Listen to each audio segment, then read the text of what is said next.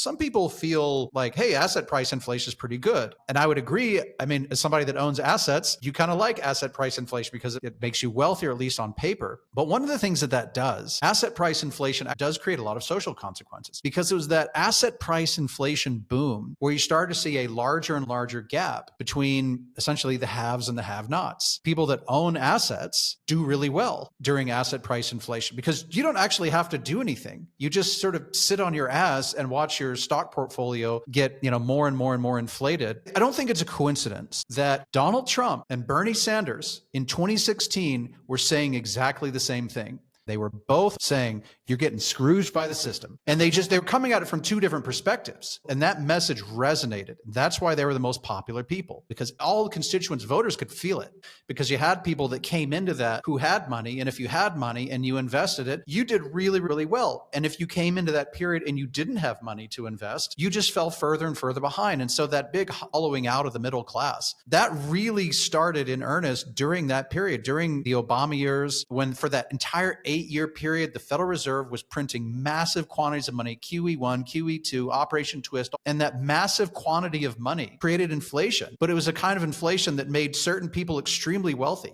versus tens of millions of people in the middle class that felt like they were falling behind as a result of the inflation that the government to this day will pretend did not exist. But it did exist. It was just asset price inflation, not retail price inflation.